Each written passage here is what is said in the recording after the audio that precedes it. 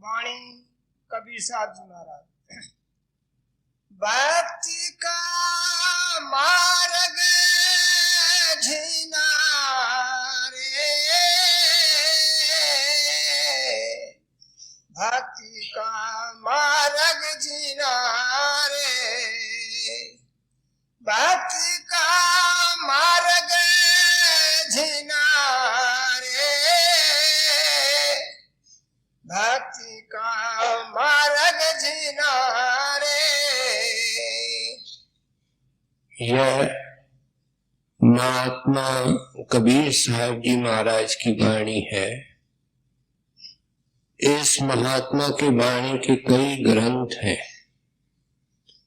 लेकिन आपने छोटे छोटे शब्द भी उच्चारे हैं और उन शब्दों को संग्रह करके एक अलग ग्रंथ बनाया गया है जिसको शब्दावली कहते हैं। शब्दावली के 6 भाग हैं और उनके अंदर से आज का एक छोटा शब्द हम कबीर साहब का सुन रहे हैं। कबीर साहब हिंदुस्तान के अंदर बड़े इज्जत और प्यार से दुनिया के लोग कई देशों में बड़े आदर और इज्जत से आपको देखते हैं और पढ़ते हैं। कबीर साहब की जिंदगी हम जानते हैं कि आप उस वक्त बनारस या काशी में पैदा हुए जब कर्म कांड का और बारी मुखी क्रियाओं का बड़ा जोर था। एक गढ़ था जहाँ रीति रिवाज, पढ़ना पढ़ाना, यज्ञ पुण्य दान, जितनी बाहर मुखी क्रियाएं होती है ये बहुत जोर पर थी और निर्मल परमार्थ गुम हो चुका था। कबीर साहब ने आवाज उठाई और आवाज का विरोध होता है। क्यों कि दुकान उजड़ते हैं, रोजगारी, बेखदारी, पाखंडी, इनके आय के साधन कम होते हैं, लोग जाना बंद करते हैं। जो खुशकिस्मत जीव कबीर साहब के शरण में आए उन्होंने उनको भक्ति का भेद दिया, परमेश्वर की भक्ति का भेद या रीत सिखाई और उनके अंदर प्रेरणादायक शक्ति होकर के बैठे, उनको बल बख्शा, निर्मल किया और घर को पहुंचाया। लेकिन हम ये जानते हैं कि ये कार्य करते हुए आपको कितने मुसीबतों को झेलना पड़ा, कितने कष्टों को सहन करना पड़ा, लेकिन आप अंतिम श्वास तक भक्ति करके गए। जब जाने लगे तो एक अजीब बात इन्होंने की। सारे काशी के अंदर ये भ्रम था कि जो काशी के अंदर चोला छोड़ेगा, बल्कि जिसका आकर के बाद में हड्डियां भी प्रवान की जाएंगी, वो स्वर्ग के अंदर जाएगा। और एक और यूपी के अंदर शहर था मगर, उसमें जो चोला छोड़ेगा वो नरक में जाएगा। कबीर साहब ने सारी जिंदगी ये टक्कर लिया था, ये संघर्ष किया था, इस कर्म कांड के बर्तन को फोड़ा था, उसके टुकड़े टुकड़े किए थे और ये मिसाल कायम करने के लिए कबीर साहब अपने अंतिम जाकर के दिन मगर में रहे और वहीं चोला छोड़ा और वाणी में लिख करके गए हैं कि ऐ दुनिया के लोगों, अंधेरे के अंदर मत रहो, भगवंत अंदर है, मुक्ति अंदर है, पत्थर पानी के अंदर नहीं। और आज मगर में चोला छोड़ते हुए भी कबीर साहब उस परमेश्वर के गोद में है। आपके अनुयायी और सेवक हिंदू भी थे, मुसलमान थे, और जब आपने चोला छोड़ा तो उस वक्त ये झगड़ा होता है कि ये हमारा पीर है, वो कहने लगे ये हमारे महात्मा है, इसलिए हम इनका यादगार बनाएंगे। जब चादर उठाई तो फूल मिले। इतिहास कहता है कि उन्होंने आधा आधा हिस्सा बांट लिया। आज भी कबीर साहब के हिंदुओं के तरफ से बनाया हुआ चबूतरा बनारस में है और मुसलमानों का यादगार भी है। इस महात्मा की जिंदगी एक भक्ति का परम संदेश है। हिंदुस्तान की हिस्ट्री में एक पीरियड माना जाता है जिसको हम भक्ति काल कहते हैं। काल का मकसद वक्त है, और उसके अंदर ये चोटी के महात्मा हुए हैं कबीर साहब और सूरदास और रविदास। इसलिए इन महात्माओं ने अच्छी तरह लोगों को जगाया कि भाई इन पत्थर पानी के अंदर बाहर मुखी क्रियाओं के अंदर न आज किसी को मिला न किसी को मिलेगा। और इस विषय को लेकर के आप हमको आज शब्द के द्वारा समझाने लगे। कहते हैं स्थूल भक्ति कर रहे हो ऐ इंसान, भक्ति तो कर रहे हो, क्योंकि हर एक भक्त है। भक्ति के बगैर कोई इंसान जिंदा नहीं रह सकता। ये श्वास श्वास में भक्ति करता है, प्रेम कहता है, प्रीत कह सकती हो। आज दुनिया के अंदर जो हम मौजूद हैं, इसके संबंध में हजारों सवाल पूछे गए हैं, लेकिन जवाब एक है कि हम क्यों दुनिया इस गंदी के अंदर मौजूद है। संतों ने बताया जहां आशा तहां बासा, क्योंकि तुमने इससे प्रीत की है, इसको आशाओं का मरकज बनाया है। एक लाइन में जवाब देते हैं, इसलिए तुम यहां मौजूद हो। इसलिए कहते हैं कि सारे जो मैं चारों तरफ देखता हूं, कबीर साहब कहते हैं जड़ की पूजा हो रही है। इंसान तीन चीजों का कंपाउंड है। एक स्थूल कोश, जिससे कि ये शरीर बना हुआ है। हम जानते हैं 5 तत्वों का शरीर बना हुआ है, और अंत समय ये 5 तत्व डिसइंटीग्रेट होते हैं, अलग होते हैं और अपने अपने भंडार में चले जाते हैं। शरीर की हस्ती नहीं रहती।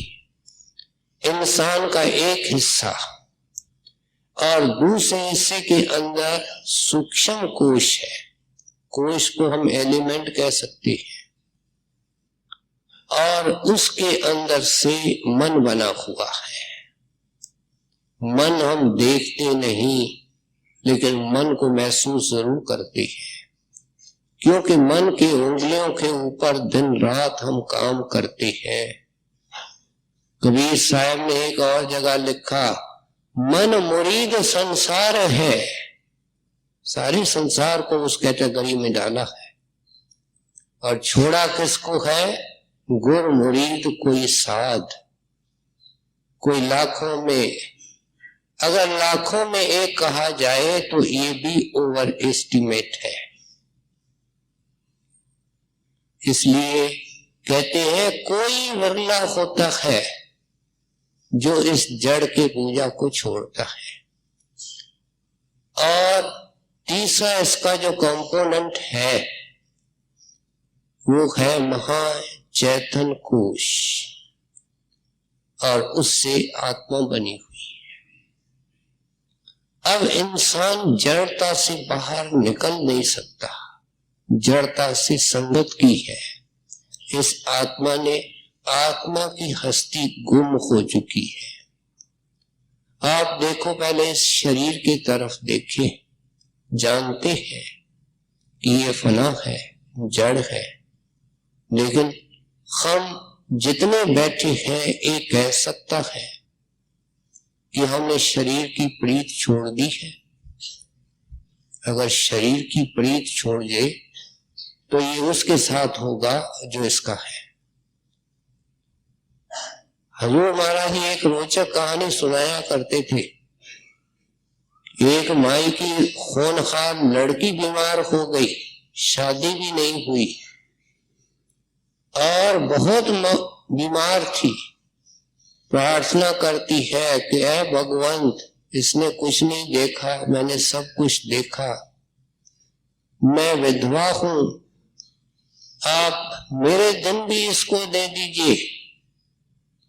गरीब थे, झोपड़ी में सोते थे और रात को इतनी ताकत नहीं थी कि बत्ती जला के रखें। दरवाजा भी ऐसा था। एक भैंस अंदर आई, उसने किसी पतीले के अंदर मुंह डाला, मुंह चला तो गया लेकिन अटक गया। अब पतीला नीचे से काला, भैंस काली, दिखता उसको कुछ नहीं, वो इधर उधर घूमने लगी। माई को जाग आई, समझ गई जमदूत आ गया। उस वक्त कहती है, हाथ जोड़ करके मेहरबानी करना, मैंने तुम्हारा कुछ नहीं बिगाड़ा है, इसको लेने आए हो, वो परले मंजी के ऊपर पड़ी है, उसको ले जाओ। ये तो देखो, इंसान सोचे कि जब इसने जड़ से इतनी प्रीत रखी है, इतना हम सत्संग सुनते हैं, इतना ज्ञान है, इतनी हमारे सामने गुरु की दया है, तो भी इस जड़ का प्यार कौन छोड़ता है। हर एक इस कैद के अंदर रह करके खुश है। इस तन की पॉलिश, इसकी मालिश, इसकी देख रेख, इसकी सजावट, सब कुछ इसके लिए हो रहा है। मुसलमान सूफी दरवेश कहते हैं कि बुत परस्ती मना है। बुत परस्ती का मतलब कोई मूर्ति पूजा सिर्फ नहीं है। इंसान जो कुछ सुबह से शाम तक कर रहा है, ये एक किस्म की सूक्ष्म बुत परस्ती है। क्यों कि इंसान भी जड़ है। ये गंभीरता पूर्वक विचारना पड़ेगा जब हम महात्माओं की वाणी को देखते हैं। कबीर साहब ने, गुरु नानक देव ने वाणी के अंदर लिखा, मृतक कई नानका जय प्रीत नहीं भगवंत। कहते हैं, मुझे लोग चलते फिरते नजर आते हैं और समझते हैं कि हम चल फिर रहे हैं, हम काम काज कर रहे हैं, हम बड़े होशियार हैं, हम बड़े विद्वान हैं, हम बड़े रूपवंत हैं, हम बड़े जानकार हैं। लेकिन महात्मा की पहली दृष्टि देखो, कहता है मेरे नजर में सारे मुर्दे हैं, क्योंकि इनके अंदर भगवंत की प्रीत नहीं है। ये मौलाना रूम साहब ने लिखा कि आंखों तक कब्र है, ऐ बंदे कब्र के अंदर कैद हो। कब्र के ऊपर जिंदगी है, कब्र में मुर्दा होता है। क्राइस्ट के बारे में जो ऑर्थोडॉक्स लोग हैं, उन्होंने ये फैला के रखा है कि उन्होंने अनेक मुर्दों को जिंदा किया, लेकिन उसका अर्थ ये नहीं है। जब आंखों से ऊपर जाता है और गुरु का सेवक ही जा सकता है, क्राइस्ट का सेवक गया होगा और उस प्रकाश और शब्द को देख करके जिंदगी आरंभ होती है, जिंदगी की शुरुआत होती है। उसके नीचे इंसान मृतक है। इस एक तथ्य पर, एक फैक्ट पर अगर हम विचार करें तो हमारे को अपने से नफरत हो जाएगी। एक आदमी मर जाए, उसकी कितनी सजावट करो, उसको आप कितना चंदन लगाओ, उसकी कितनी सेवा करो, वो क्या अर्थ रखती है। संतों के नगर में जो सुबह से शाम तक हम कर रहे हैं वो कुछ भी मतलब नहीं रखता है। वो अंधों की नगरी के अंदर धक्के खाने वाला हिसाब है।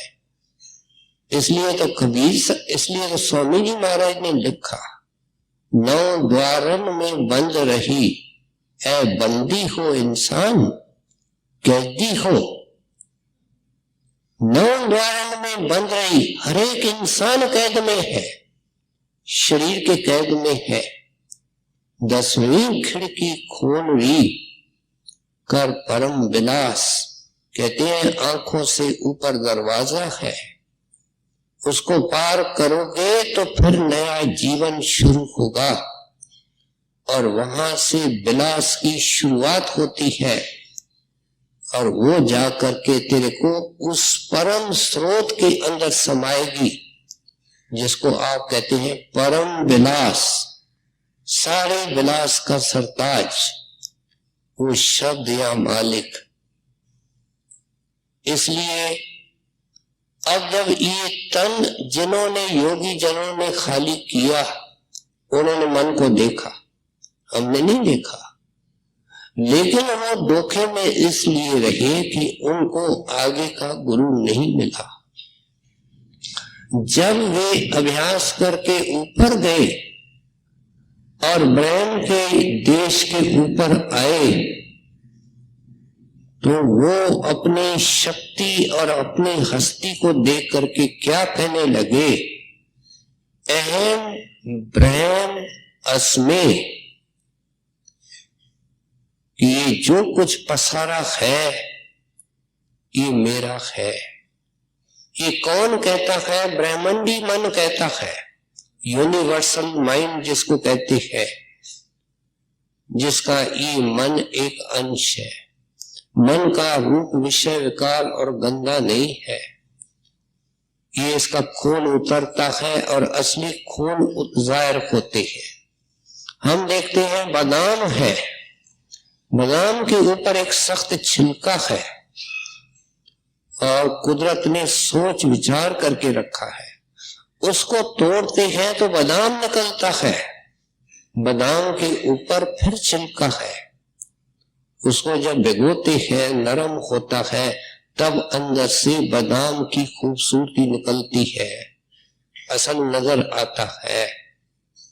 इस तरीके से इंसान है, पहले ये छिलका टूटेगा, अंदर जाएगा और फिर अगर आगे का गुरु नहीं मिला तो वो पर्दा नहीं उतरा जिसको हम मन का पर्दा कहते हैं। और उस धोखे में आकर के क्या कह दिया, अहम ब्रह्म अस्मे, कि ये जो कुछ बनाया है वो मैंने बनाया है। क्योंकि तिनके तिनके के अंदर ब्रह्म के शिखर के नीचे मन का राज है, मन समाया हुआ है। ये उन महात्माओं की वाणी है जो इस काल कर्म के दायरे से ऊपर गए हैं, जिसने बादाम का छिलका भी उतारा है। क्या उस मन से अलग हुए हैं और निज रूप में देख करके आत्म ज्ञान, उसके बाद परमात्म ज्ञान, पहली पौड़ी आत्म ज्ञान है। और उन महात्माओं ने ये मन का पर्दा उठाया है कि मन ठग है, ये अपने आप को मालिक कहलाता है। काल में देखो कितने साधु बना दिए, कितने महात्मा, कितने ग्रंथ और कितनी उनकी पूजा हो रही है। ये सब उनका धोखा है कि इस चीज के ऊपर पर्दा डालने के लिए कि संतों का मत, संतों की शिक्षा, उसका पता न चले, इस उलझन के अंदर आदमी रहे। आज हर एक पढ़ा लिखा विद्वान गुणी ज्ञानी आदमी पूछता है साधु कहाँ, महात्मा कहाँ, निशानी क्या। जो समाज मिलती है उसको माथा टेकता है, जो प्रसाद मिलता है वो खाता है, जो ग्रंथ पोथी का कीर्तन मिलता है सुनता है। अंधेरे में लाठी है, कुछ फायदा नहीं है। फायदा कब होगा? जब कहते हैं भक्ति का मार्ग जीना रे, मैंने भक्ति क्यों किया है। कबीर साहब कहते हैं सारी जिंदगी भक्ति को डेडिकेटेड रहे, भगवान की भक्ति के अंदर अंतिम श्वास तक रहे। कहते हैं मैंने इस भक्ति के मार्ग को तय किया है प्यारे, ये ऐरा गहरा मार्ग नहीं है, ये बहुत बारीक है। हम कितनी अखबारें लिखे, हम कितने वीडियो कैसेट देखे कि लोग एवरेस्ट के ऊपर चढ़े हैं, गिने चुने लोग हैं, बहुत कम है। लेकिन उनको देखने से हमको कभी अंदाज नहीं लग सकता कि जो राह एवरेस्ट की चोटी पर जाती है वह कितनी दुर्गम है, खतरनाक है, और क्या क्या उस यात्री के ऊपर गुजरता है जो हिम्मत रखता है उस शिखर को पहुंचने के लिए। ये इस मार्ग के ऊपर चढ़े हैं, इन्होंने देखा है। कहते हैं बहुत सांकड़ा मार्ग है। अब मार्ग होता है तो कहीं से शुरू होता होगा, कहीं खत्म होता होगा। जब मार्ग शुरू होता है वहां मार्ग की शुरुआत होती है, जहां मार्ग खत्म होता है वहां मार्ग की मंजिल होती है। कहते हैं आंखों के पीछे शिव नेत्र है, वहां तेरी आत्मा, इतवार को हमने सुना था, डिस्कनेक्टेड है। और ये डिस्कनेक्शन जन्मों का, जुगों का है। महात्मा ये भी कहते हैं जड़ चेतन की गांठ है। आंखों से नीचे जड़, आंखों से ऊपर चेतन, और दोनों की गांठ आंख के बीच में है। और कैसी गांठ है? जो कसी हुई है, जन्मों की, जुगों की। बहने विशेष जानते हैं कि अगर डोरे को एक गांठ आवे, उसके ऊपर गांठ आवे, गांठ के ऊपर गांठ आवे, और कोई उसको कहे बहन को इस सब गांठ को खोल, और फिर उसको ये भी कहा जाए कि अंधेरे में खोल सकती है। ये आंखों के बीच में घोर अंधेरा हमारा स्वागत करता है। जड़ चेतन की गांठ खोलने का सवाल कहां? जो थोड़ा बहुत बैठते हैं, जानते हैं उदासी के सिवाय कुछ भी नहीं होता। जब रोशनी आएगी तब दिखेगी कि जड़ और चेतन की गांठ है। नजर ही नहीं आती है गांठ, उस प्रकाश में नजर आती है, और फिर गुरु की कृपा से अलग भी हो जाती है। चीनी अलग हो जाती है और रेत अलग हो जाती है। रेत का स्वाद कहाँ, चीनी का स्वाद कहाँ। और ये उस जड़ चेतन के गांठ को खोल करके ऊपर जाता है। इसलिए कहते हैं उस नाजुक राह से मैं गुजरा हूं। कबीर साहब कहते हैं बहुत जीना है प्यारे, भक्ति का मार्ग जीना रे, बड़ा सांकड़ा है, बहुत बारीक है। महात्माओं ने दुनिया की मिसालें दी। कबीर साहब ने कहा राई के 10वें हिस्से से बारीक है, और कबीर साहब ने, गुरु नानक ने कहा कि बाल के 10वें हिस्से से बारीक है। क्राइस्ट ने कहा कि जैसे सुई का रोगन होता है, सुराख होता है, जिससे कि डोरा पास किया जाता है। प्यारे समझाऊं तो क्या समझाऊं, इससे कई गुना बारीक है। निकलना किसने है उस सुराख से? इस मोटे मन ने। अगर एक बहन और भाई बहुत मोटा हो जाता है, ये मिसाल हमारे जिंदगी से जुड़ी हुई है। वो डॉक्टर के पास जाता है, डॉक्टर साहब इस मोटापन ने तो मुझे तंग किया है, कोई दवाई दो, कोई गोली दो। डॉक्टर पहला सवाल पूछता है, अगर इंटेलिजेंट डॉक्टर है, भाई बहन क्या खाते हो, कुछ कसरत भी करते हो, कुछ व्यायाम करते हो? इंटेलिजेंट डॉक्टर तो यही सवाल करेगा। अगर वो कहती है या भाई कहता है कि डॉक्टर साहब आप तो मुझे कोई गोली दे दो, और डॉक्टर ने गोली दे दी, तो या तो कमाने के ख्याल से दी या बीमार के तसल्ली के लिए दी, मोटापन नहीं जाएगा। ये खाना क्या है? भोग है। इस दुनिया के अंदर एक ड्रामा है। कोई ऐसा ड्रामा नहीं जहां सेकंड सेकंड के अंदर पर्दा बदलता है। देखा कोई ऐसा ड्रामा? लाखों पर्दे एक दिन के अंदर इस नाटक के बदलते हैं। आंखें देखती है, कान सुनते हैं, स्वाद लेते हैं, छूते हैं, बोलते हैं। कहते हैं अनेक अनेक दृश्य है लोगों के, पदार्थों के, नेचर के। ये बेचारा इंसान बिका हुआ है, इसकी क्या बुद्धि है, ताकत है। जब तक कबीर साहब वर्गा संत महात्मा कोई हमारे ऊपर दया न करे, जीव निबल कर क्या सकता है? इसलिए आप उपदेश करते हैं कि ये खाना है। आंखें देखती है, लेकिन स्वाद कौन लेता है? मन। कान सुनते हैं, लेकिन रस कौन लेता है? मन। खा खा करके ये मोटा हो चुका है। अब संत महात्मा इसको सिमरन ध्यान का तरीका देते हैं और साथ में कहते हैं कि सरल जीवन बिताओ, कम जरूरतें रखो। थोड़े से वस्त्र चाहिए प्यारे, ले कुछ नहीं जाओगे। 2 गज कफन तेरे ऊपर डाला जाएगा, यही तेरा वस्त्र है। तू बहुत गलती के अंदर है। और उस वक्त पानी का 1 चम्मच इसके मुंह में डालते हैं, ये इसका खाना पीना है। कौन से अंधेरे के अंदर है, किस चीज का ये पीछे लगा हुआ है।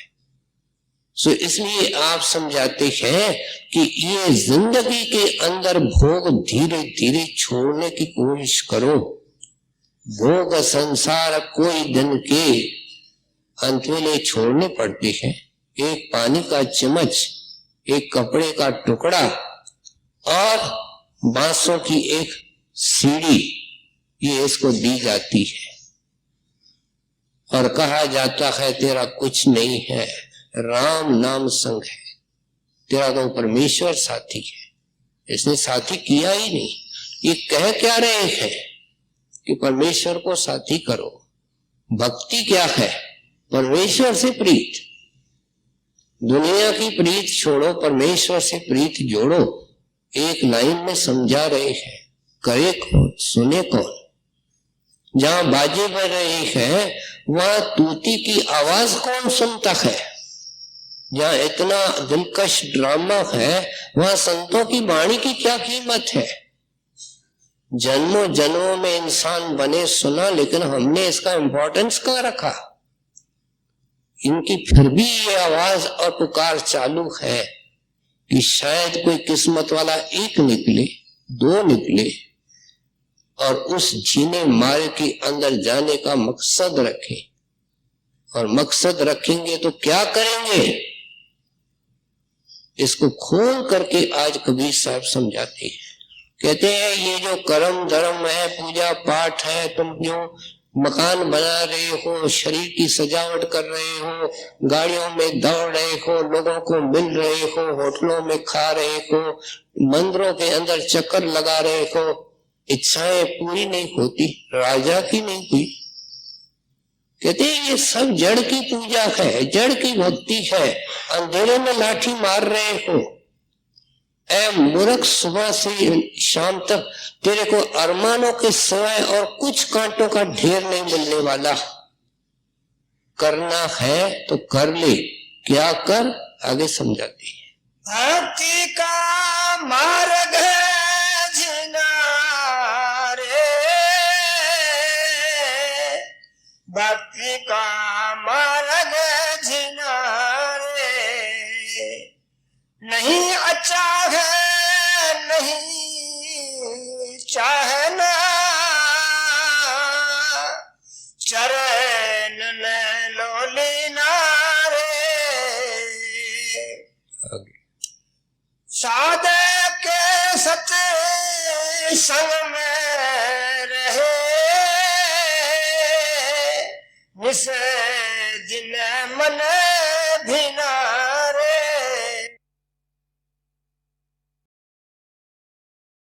काम क्यों, इसके लिए संत हमको सीधी मिसालें देकर के समझाते हैं कि अगर तुमको विद्या चाहिए तो विद्वान के पास जाते हो, कोई हुनर सीखना है तो तुम उस कलाकार के पास जाते हो, धनवान बनना है तो किसी बिजनेसमैन के पास जाते हो जो धन को अर्जित करना जानता है।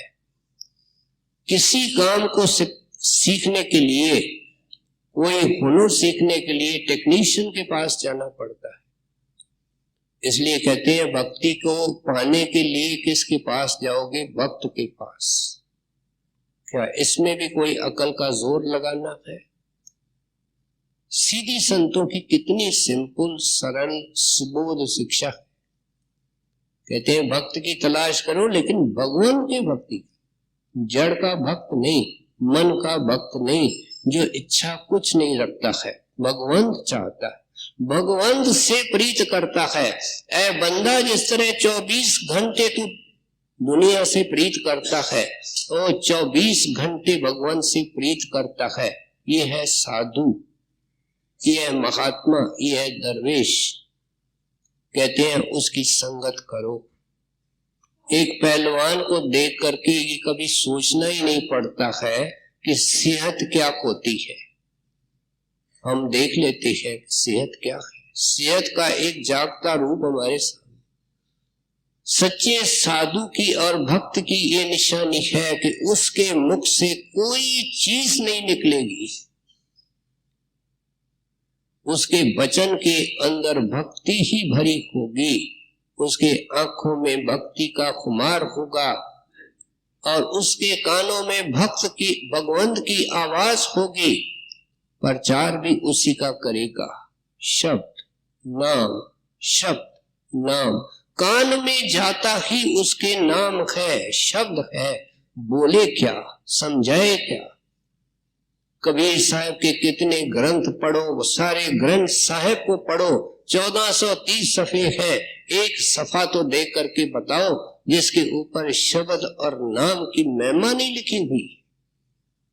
कभी इंसान गहराई से सोचता नहीं।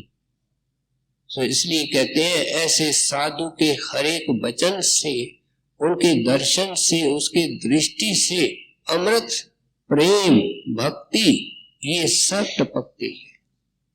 हमारे को एक साकार रूप नजर आता है कि भगवंत की भक्ति क्या होती है और कैसे करती है। इस महात्मा के जीवन को सामने रखें। क्या क्या मुसीबतें झेली, लेकिन भक्ति को नहीं छोड़ा। आज भी याद करते हैं कि नहीं छोड़ा और पाया। जो आपके संग में गए, उनको मदद की। डूबते हुए इंसान जो डुबकियां खा रहे थे, गोते खा रहे थे 84 में, उनकी बाह पकड़ी तो पार लगाया। कि वो संत जिसकी बाह पकड़ती है उसको पार लगाते। कहते हैं ऐसे साधु के संगत में रहो तो उसकी कदर करो। कहते हैं केवल दौड़ करके या क्योंकि लोग जा रहे हैं मैं भी सत्संग के लिए जा रहा हूं, नहीं नहीं, तुम्हारे अंदर में एक ऐसी कशिश हो। जब महाराज जी को चिट्ठियां आती हैं, हम नाम लेना चाहते हैं, तब मौजूद है महाराज साहब तो इतना कहते हैं कि उस ख्वाहिश को रोकने की कोशिश करो। जब वो ख्वाहिश ऐसा रूप ले लेवे कि एक श्वास भी ये अपने घर में ठहर नहीं सकता, पहले नाम दूंगा उसके बाद रोटी खाऊंगा। कहते हैं उस वक्त नाम लो तो नाम की कमाई करोगे। आज हर एक लड़का जो सत्संग में लड़की आती है मुझे नाम मिले, लेकिन जिन सैकड़ों हजारों को नाम मिला है वो रात को सोए पड़े हैं। उन्होंने क्या पाया है? देखें अपने घर के अंदर जहां सत्संगी है, नाम लेना कोई मतलब रखता है। कबीर साहब समझा रहे हैं, कहते हैं नाम का बनना है। शब्द भेद तुम गुर से पाओ, लेकिन साथ में शब्द में जाए फिर तुम समाओ। कहते हैं इसलिए शब्द भेद पाना है। बस शब्द भेद पाने से कोई इसको सब कुछ मिल गया, ये नहीं होता है। ये दुखी का दुखी है। इसलिए आप उपदेश करते हैं कि जैसे रात दिन तुम दुनिया से प्रीत करते हो, ऐसे उस साधु के सत्संग से प्रीत। अब ये बाहर का सिर्फ सत्संग हो नहीं सकता, क्योंकि 24 घंटे तो ये मिल नहीं सकता। जिस वक्त भी हम अपने ख्याल को यहाँ रखेंगे, आंख बंद करेंगे, उनका ध्यान करेंगे, सिमरन करेंगे, ये उत्तम सत्संग है। अगर करते करते बैठते बैठते ध्यान अंदर लग गया, प्रकाश आया, शब्द आया, तो समझो अंदर का सत्संग शुरू हो गया। और अंदर गुरु भी आएगा, वही गुरु आएगा जो बाहर नाम देता है। ये है हरदम गुरु का सत्संग करना। इसके लिए हम यहाँ इकट्ठे हुए हैं। यहाँ कोई दुनिया की कथा वार्ता नहीं होती कि ये काम हमारा जिंदगी में कैसे हो, इसकी हमको कबीर साहब प्रेरणा दे रहे हैं। इसलिए आप समझाते हैं सत्संग करो तो सत्संग के बनो, सत्संग में समाओ। सत्संग केवल बाहर जुबानी नहीं है, सिर्फ वाणी को पढ़ना नहीं है। जब हम किताब पढ़ते हैं, कोई संत मत की पुस्तक पढ़ते हैं, तो वो भी एक पैसिव सत्संग है। पढ़ते पढ़ते वो बार बार पुस्तक कहती है, उनकी चिट्ठियां कहती है, उनके जीवन के इंसिडेंट्स बताते हैं। जो मिलेगा भजन करने से मिलेगा। किताब रख देता है, भजन बैठ जाता है। अब एक सत्संग को उसने छोड़ा, दूसरे सत्संग को लिया, है वो भी सत्संग। सो यहां कहते हैं चाह को भी छोड़ो, अचाह को भी छोड़ो। बहुत सारे लोग अचाह का अर्थ दूसरा लगाते हैं कि जिसको कछु न चाहिए, वो अचाह का इधर अर्थ नहीं है, इधर लिमिटेड अर्थ है। क्या सत्संगी जो कच्चा सत्संगी है, जिसके अंदर हम सारे आते हैं, वो गुरु को कहते हैं कि हमको ये चीजें मेहरबानी करके चाहिए, ये चाह। और किसी बीमार को देखते हैं, निर्धन को देखते हैं, झोपड़ी में रहने वाले को देखते हैं, पता नहीं कितनी मजबूरियां दुनिया में है, कोई लिस्ट बन सकती है। कहता है गुरुदेव मेरे को मेहरबानी करके ये नहीं देना, रात दिन ये देना, ये मुझे नहीं देना। इसको कबीर साहब कहते हैं नहीं चाह न नहीं अचाह। चाह अचाह से प्यारे ऊपर उठो और एक चाह रखो, एक तमन्ना रखो, ख्वाहिश एक दीदार तेरे दी और जगत दी कोई ना। कहते संसार के किसी वस्तु की तुम तमन्ना मत रखो, एक उस अंदर के दर्शन का। खेद मिटेगा गुरु दरस से। खेद कौन सा है कि सारे अरमान और सारे कांटे, सारी चिंताएं और सारे दुख, कहते हैं वो अंदर के दर्शन से मिटेंगे। तुम कितने झक मारो, कितने कोशिश करो, कितने सत्संग करो, कितना महाराज जी के गाड़ियों के पीछे दौड़ो, मिलेगा अंदर में और वहां से खेद मिटेगा। सो इसलिए आप समझाते हैं कि इस चाह को छोड़ो, अचाह को भी छोड़ो। इधर आता है भाना, भाने के अंदर रहो। जैसे एक नदी की दो किनारे होते हैं वो दो किनारों के अंदर बहती है। इस तरह जिंदगी की नदी भी दो किनारों के बीच में बहती है, एक सुख का है, दूसरा दुख का है, और वो ये दोनों किनारे बने रहेंगे तब तो नदी बहेगी। कहते हैं न सुख को देखो न दुख को देखो, भक्ति को देखो, गुरु के हुक्म को देखो, गुरु की आज्ञा को देखो। हर दम अपने ख्याल को सत्संग के अंदर रखो, सिमरन के अंदर रखो। एक ही बात है, सत्संग सच्चा, सतगुर सच्चा, नाम सच्चाई क्या कहूं बखान। ये सत्संग की सब तरीके हैं। कहते हैं इसके अंदर अपने मन को रात दिन लगाए रखो। साधक सत्संग में रहे, निस दिन मन भिनारे, शब्द में सुरत ऐसे वैसे, जैसे जल मीनारे। कहते हैं मैं कथा नहीं सुनाता हूँ। कबीर साहब जिस वक्त हुए कथाओं की कोई कमी नहीं थी, सारे ग्रंथ बड़े हुए थे, सारे पंडित कथाएं कर रहे थे, कहानियां सुना रहे थे, बीती हुई बातें। लेकिन कबीर साहब कहते हैं मैं कथा सुनाने नहीं आया, मैं तो जिंदगी के अंदर दिखाने आया हूँ, बशर्ते कोई मेरे पास उस देखने के लिए ग्राहक आवे। क्योंकि इसके लिए तो सब कुछ आगे चल करके समझाते हैं, देना पड़ता है, और हर एक का काम नहीं, ये बहुत महंगा सौदा है। सो इसलिए आप कहते हैं कि अगर तुम्हारे अंदर लगन होगी, देखो कितना स्टेप बाय स्टेप हमको समझाते हैं। कहते हैं तुमने जब दुनिया की प्रीत को तोड़ा तो कहीं तो जुड़ेगी। ये इंसान प्रीत के बगैर रह नहीं सकता।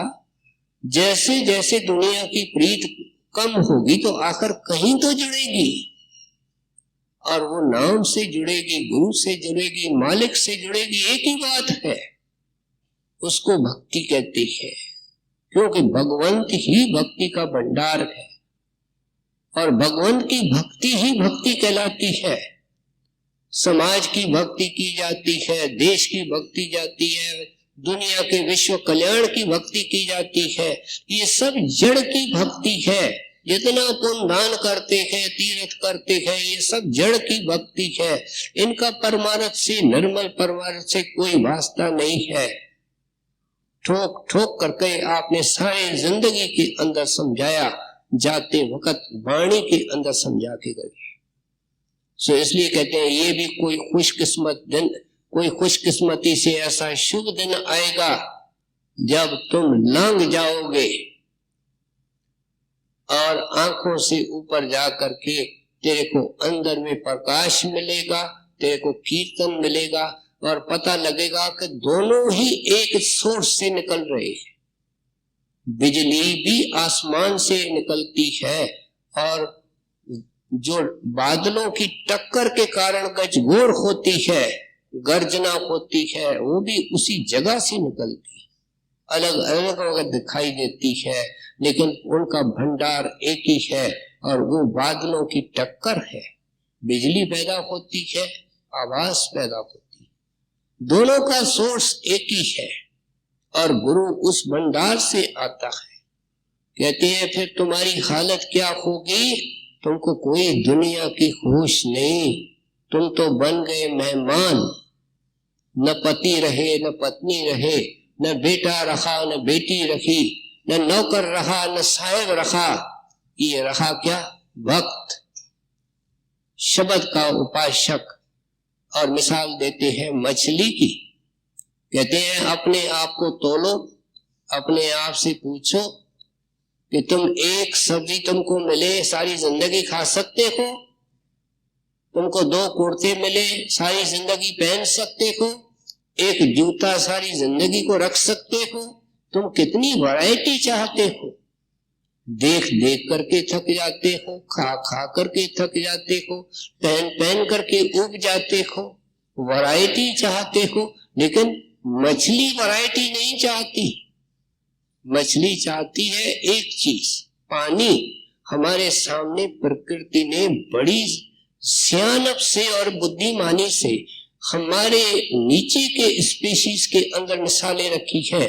इंसान के कान खोलने के लिए, आंखें खोलने के लिए, उसके सूझबूझ को खोलने के लिए कि ऐ तू तो इंसान है, लेकिन देख ले कि एक मछली पानी से कितनी प्रीत करती है, उसका जीवन उसके साथ जुड़ा हुआ है। अगर उसको अलग करो, फड़क करके मर जाती है। कहते हैं कि सागरों के अंदर ठंड इतनी जोर की पड़ती है कि पानी फ्रीज हो जाता है। नॉर्थ जोन है, साउथ जोन है, रात दिन बर्फ छाई हुई है, और मछलियां जो उस पानी के अंदर रहती है वे भी फ्रीज हो जाती है, मर जाती है, लेकिन पानी का साथ नहीं छोड़ती। इन पानी के अंदर गरम गरम लहरें पैदा होती हैं जिसको हॉट करंट्स कहते हैं, और उसके कारण अनेक बिजलियां मुर्दा बन जाती, मछलियां मर जाती हैं, रोस्ट हो जाती हैं। पानी का साथ नहीं छोड़ती, उनका जीवन पानी है। कहते हैं इस तरीके से शब्द तुम्हारी जिंदगी का आधार हो जाएगा, दर्शन तुम्हारा आधार हो जाएगा। हमने माई रखी की वार्ता सुनी है, बीबी संती की सुनी है, माई शादी की सुनी है। इन्होंने करके दिखाया कि शब्द जीवन का आधार है और उसके ऊपर हम जीते हैं। एक 2500 प्रकृतियों से जो परे निकल जाता है, द्वार को हमने सुना, उसको फिर भूख प्यास और दुनिया के डर तंग नहीं करते हैं। सो इसलिए कहते हैं जैसे मछली पानी से अटूट रूप से जुड़ी रहती है, ऐसे प्यारे उस शब्द के साथ जुड़े रहते हैं। बड़े महाराज जी के सत्संग के अंदर तो कोई ऐसे भोले भाले लोग खड़े हो जाते जो महाराज जी को हाथ जोड़ करके अर्ज करते, हजूर शब्द ऐसे जोर से आता है कि किसी की आवाज नहीं सुनाई देती, मेहरबानी करके इसको कम कर दीजिए, किसी की आवाज तो सुनाई देवे। ये ऐसे भोले आदमी की जायदाद है, हम जैसे अकलमंदों की नहीं, हम जैसे दुनिया के प्रीतवानों की नहीं। सो इसलिए आप समझाते हैं कि एक हालत गुरु कर देता है। गुरु कहानी लेकर के नहीं आता है, गुरु तो तजुर्बा लेकर के आता है, कोई सौगात लेकर के आता है, देने के लिए दया लेकर के आता है। कहते हैं खरीदार बनो, कीमत अदा करो और लेने की कोशिश करो। आनमनी को तजे जैसे तेली पिनारे। अब संतों की वाणी की नजाकतें हैं। कभी कभी क्या करते हैं, रुकावटों का पहले जिक्र करते हैं और फिर रुकावटों को दूर करके जो फल मिलता है उसको बयान करते हैं। यहाँ तो पहले हमारे आदर्श रख देते हैं, फल रख देते हैं, और बाद में बताते हैं कि जब इसको पाने की कोशिश करेगा बंदा तो दिक्कतें आएंगी। क्यों कि इधर जब तक मैं है वो तू नहीं हो सकता है। प्रेम गली अति सांकड़ी या में दो न समाये। कहते या तू रह सकता है या मैं रह सकती है। गली बहुत सांकड़ी है, एक ही आदमी गुजर सकता है, या तू गुजरेगा या गुरु गुजरेगा, और तब गुजरेगा जब गुरु के अंदर समा करके ही गुजरेगा। इसलिए कहते हैं कि ये सारी अकड़े छोड़ो, सारी दावाएं छोड़ो और मिट्टी बनने की कोशिश करो। बार बार ये कहा जाता है कि दीनता के बगैर कोई गुजारा नहीं। दीनता का पहला सबक सत्संग में, और फिर ये मिलता है सेवा में, और फिर मिलता है भजन में। जो सिंसियर आदमी भजन में बैठता है और नाम जपना चाहता है, उसको अपने अवगुण नजर आते हैं। वो देखता है, हाय मैंने कड़वा बोल दिया लेकिन कितना मुझे महंगा पड़ा। जिसको कहा उसको तो छोड़ो, उसके अंदर जख्म कर दिया लेकिन घात अपना भी कर दिया। गुस्सा करे और भजन करे, हाथ जोड़े तो भजन करे, पांव पड़े तो भजन करे, सबकी खाक बने तो भजन करे। भजन कोई मामूली चीज नहीं है, सब कुछ छोड़ना पड़ता है। कहते तुम तो बने हुए हो। एक दिन गुब्बारे के अंदर हवा होती है, इतना फूला होता है, हवा निकाल दो फ्लैट होकर के जमीन में गिरता है। कहते तेरी भी सारी हवाएं निकल जाएंगी, राजाओं की निकल गई, महाराजाओं की निकल गई, क्या तेरी हवा नहीं निकलेगी? तेरे को एक चत्था पर डालेंगे और ले जाएंगे, क्या उस वक्त मान छोड़ेगा? हमारी वाणी सुनो, कबीर साहब कहते हैं, और अकड़े छोड़ो, अपने आप को छोटा मानो। आज से इसको शुरू करे सत्संगी कि जिनसे नहीं बोलता है उनसे बोले, प्यार से बोले, हाथ जोड़ करके बोले। सत्संगी कहता है भाई तुम ऐसे आंख दिखा करके और ऐसे जोर से कैसे बोलते हो? जवाब अजीब मिलता है कि मेरा बोलना ही ऐसा है। तो फिर ये कबीर साहब की वाणी किसके लिए और गुरु का नाम किसके लिए? फरिश्तों के लिए, ये हमारे लिए है। सो इसलिए आप समझाते हैं सारी अकड़े छोड़ो, दावाएं छोड़ो, खाक बनो, आखिर ये तन खाक मिलेगा। क्यों फिरत मगरूरी में? कहते एक लाइन रखो ना अपने सामने, तुम्हारी हस्ती है खाक, तुम्हारी असलियत है खाक, और वो कब्र में या शमशान भूमि में, फिर काहे फिरत मगरूरी में? सुबह से लेके इतने गुमान, ये मेरा, ये मेरा, ये मेरा।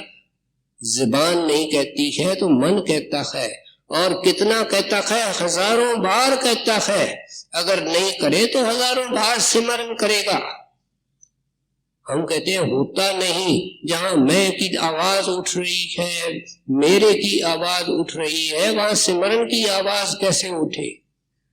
ये अपने आप को हम सब दुखी के अंदर रख रहे हैं। कबीर साहब दयावान है, हमको इस दुखी से निकाल रही है। दया छिमा संतोष गहे रहे अति आधिनारे। कहते हैं दया को धारण करो। कबीर साहब ने लिखा दया धर्म का मूल है। धर्म कोई हिंदू, मुसलमान, ईसाई, सिख नहीं, अंग्रेजी के अंदर रिलीजन है, और उसका डेरिवेटिव क्या है? री का अर्थ है वापिस, और लेगोर का अर्थ है जोड़ना। वो कड़ी जो हमारी आत्मा को परमात्मा से जोड़े, और वो कड़ी है भक्ति। ये है धर्म।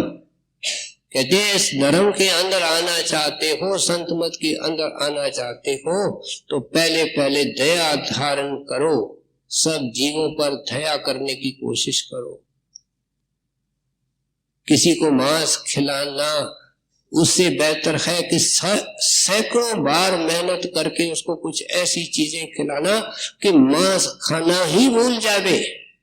एक प्रेमी परिवार की लड़की किसी सत्संगी के ऑफिसर, मिलिट्री ऑफिसर के साथ शादी की गई, लेकिन ये शर्त लगाया गया कि लड़की न बनाएगी, न खिलाएगी और न खाएगी। अब वो मिलिट्री ऑफिसर था, उसको नौकर थे, खानसामे थे, और वो मुर्गी, अंडे वगैरह सब कुछ खाता था। लड़की अपने गुरु के अंदर भरोसा रख करके बैठी थी। आखिर एक लड़की हुई, पिता टेबल पर बैठ करके उसको भी खिलावे। माँ बहुत प्रोटेस्ट करे, भक्तनी थी, प्रेमण थी, भजन करने वाली। वो कहती है आप तो इस खाने के आदत के गुलाम हो। इस बालका के अंदर कौन सी गुलामी आई है, कौन सी आदत आई है? इसको क्यों पापों का भागी कर रहे हो? लेकिन मुंह जोर बन करके उसकी एक न माने। माता भी सियानी थी। एक दिन बालका थोड़ी बड़ी हुई तो उसको बगीचे में ले गई। उस वक्त उस सांप का खानसामा और नौकर मुर्गी को छुरी लेकर के काटने आया, और माँ ने दिखाया लड़की को कि देख ये क्या करता है। मुर्गी का गल्ला पकड़ा, उसके ऊपर छुरी चलाई और लहू की और खून की धारा खूब बहने लगी। मुर्गी तड़पने लगी, तड़प तड़प करके जान दे दी। लड़की को समझाती है कि तेरे डैडी तेरे को ये खिलाते हैं। वो भोली भाली लड़की बोलती है कि मुझे ये खिलाते हैं। कहते हैं खुद भी खाते हैं और तेरे को भी खिलाते हैं। उस लड़की नन्ही बालिका ने आकर के बाप को कहा कि आप जुल्म करते हो और गलत खाते हो, मैंने तो कदाचित भी इसको हाथ नहीं लगाना। इसको कहते हैं सियानत, इसको कहते हैं अकलमंदी, कहते हैं दयावान बनो, वचन से दयावान बनो। कितने रोज तीर चलाते हो? क्या जुबान इसलिए मिली है कि जो चाहो सो बोलो? क्या मन इसलिए मिला है कि जो चाहे सो सोचो? तो फिर सत्संगी काहे का, नाम काहे का, सिमरन काहे का? सब चीज पहले बयान करके आए हैं कि आदर्श क्या है, मार्ग क्या है, कैसे मिलता है। कुछ रुकावटों का जिक्र कर रहे हैं और फिर कहते हैं क्षमावान बनो। तुम एक बात क्यों नहीं मन में रखते हो कि तुम जब गुरु के सामने गए और गुरु ने तुझे मंजूर किया, क्या तेरे गुनाहों को देखा? देखा तो 100 जन्म में नहीं मिलता, आज तक मिला? उसने तेरे गुनाहों और तकसीरों को देखा? आज भी अगर हमारे गुनाह और तकसीरों को लेने देखे तो हमको अंत में लेने नहीं आएगा। हमारी भक्ति छिलके की भक्ति है, वो अपने मर्यादा का, अपने नाम की वृद्ध रखता है। कहते हैं जब उस क्षमावान ने इतनी क्षमा कर दी, तुम कोई छोटी मोटी किसकी गलती नहीं क्षमा कर सकते हो? कोई चीज गिर जाती है, टूट जाती है, खराब हो जाती है, ये खुद आग का चूल्हा बन जाता है, आग बरसाता है। कहते हैं मैं राधा स्वामी हूँ, मैं सत्संगी हूँ, मैं हर महीने सत्संग सुनने जाता हूँ। कबीर साहब कहते काय का सत्संग है, काय का दर्शन है? दया नहीं है, क्षमा नहीं है, संतोष नहीं है। संतोष क्या है? कहते हैं अपने आप से सवाल पूछो, सुबह से लेकर के मन ने कितने ऐतराज उठाए हैं, ये नहीं, ये नहीं, ये नहीं। इतना अमीर है, इतना सुखी है, हमारे घर के अंदर कुछ भी नहीं है, बच्चों के लिए कुछ नहीं है। कहते हैं कभी ये सोचा कि वो कहाँ जाएगा और मैं कहाँ जाऊंगा? जिस महापुरुष ने ये सारे दुख बंद कर दिए, तो ये बाकी जो कुछ दुख है वो कुछ दिनों के हैं, कुछ महीनों के हैं, कुछ सालों के लिए, सदा के लिए इनके ऊपर पानी फिर जाएगा। तू तो एक खुशकिस्मत इंसान है, लाखों में एक, करोड़ों में एक, जिसको सदगुरु ने चयन किया है, सिंगल आउट किया है। उस मालिक की भक्ति के लिए, मालिक के घर के लिए इसका शुक्र क्यों नहीं मनाते हो? अगर इसकी शुक्र मनाते रहो और अंधों की तरफ देखो कि कैसे दिन निकालते हैं, लूले लंगड़े की तरफ देखो, अपहाज के तरफ देखो। तुम तो कहते हैं मेरे हाथ में दर्द है, लेकिन कुश्ती की हालत देखी जिसका हाथ ही गल गया है। तुम तो कहता है कि मेरे को जूता अच्छा नहीं मिला है। कभी लंगड़े लूले को देखा कि लकड़ी के डंडे लेकर के चलता है। ऐ बेअकल इंसान, क्यों नहीं कदम कदम पर शुक्र करता है? जो शुक्र करता है वही नाम की कमाई कर सकता है। दया क्षमा संतोष गहे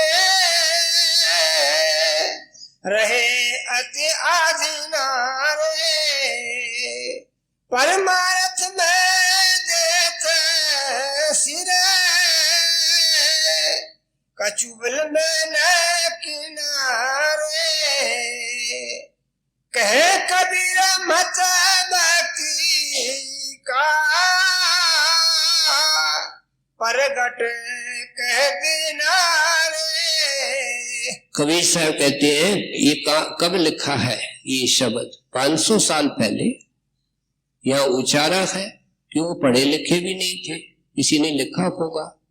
महात्मा मालिक के साथ जुड़े होते हैं, बोलते जाते हैं, उनके सेवक लिखते जाते हैं, कई महात्मा खुद लिखते हैं, दोनों काम होते हैं। लेकिन कहते हैं मैंने भक्ति के मार्ग को, और यहाँ भक्ति का मत बोलते हैं, कहते हैं प्रगट कर दीना रे। मैंने क्या छुपाया है? बोल कोई ऐसी बात है जो रह गई है, क्या कुछ रह गया है? हर तरीके से समझाया कि बंदा जड़ की पूजा में रखे हो, कब्र के अंदर बंद हो, कब्र में घुटन है, कब्र में परेशानी है, मुर्दे की मालिश हो रही है, मुर्दे की पॉलिश हो रही है, ये जो कुछ सजावट हो रही है, लंबी लंबी योजनाएं बन रही है, ये खाक में मिलने वाली है। चलो वहां जहां कोई अरमान नहीं, जहां कोई कांटा नहीं, जहां कोई जहां कोई परेशानी नहीं, और सतगुरु तेरा इंतजार कर रहा। फूलों की टोकरी लेकर के, नाम की टोकरी लेकर के, प्रेम की टोकरी लेकर के तुम जोड़ो अपनी प्रीत उस नाम से, और नाम की बन करके खुशहाल हो जाओ। ये है आशा, जैसे कि महात्मा वाणी लिखते हैं, ये है मंशा, जिसके कारण ये हमारे लिए ये विरासत के रूप में छोड़ के जाते हैं। कहे कबीर मत गति का प्रगट कह दीना